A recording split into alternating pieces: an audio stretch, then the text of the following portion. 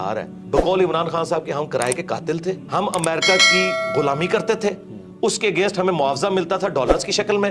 تو ضیاء کا دور بڑا خوشحال تھا, حالانکہ کوئی ترقی نہیں ہوئی اس دور کے اندر.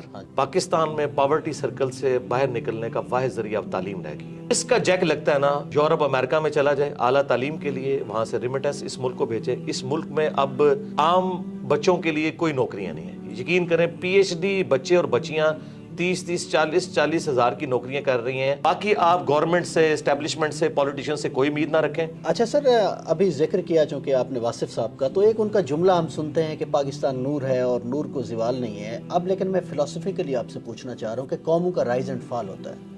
تو میں تو ایز اے 40 سال میری عمر ہے, میں نے بھی دیکھا ہے, ہم نے تو اس سماج پہ رائز دیکھا نہیں ہے. تو ہمیں تو لگتا ہے اب یہ ڈکلائن ہی ہے, یہ تو واحد قوم ہو گئی جس پہ رائز آیا نہیں اور فال پہلے آ گئی.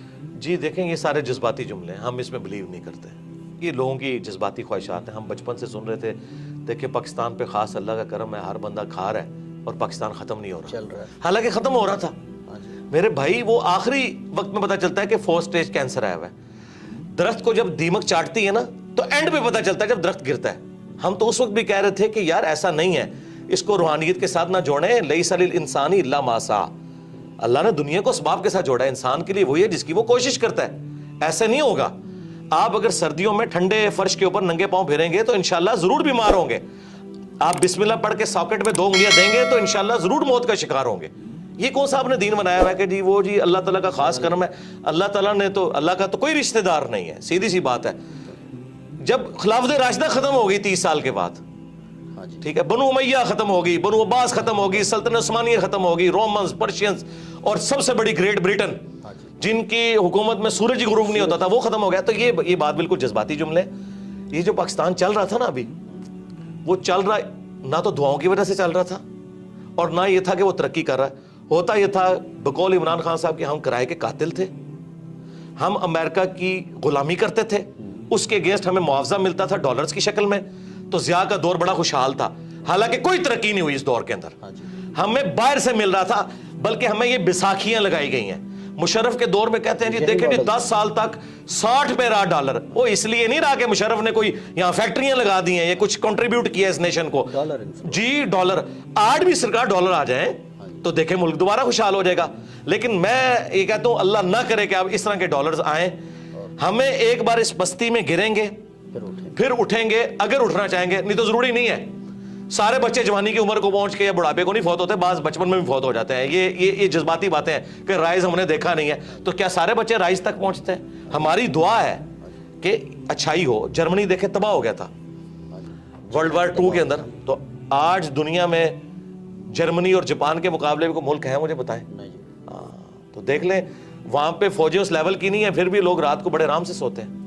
بس آخری سوال ہے سر, نوجوان جو ہیں اس ملک کے وہی وارث ہیں اور وہی تعداد میں سب سے زیادہ ہیں.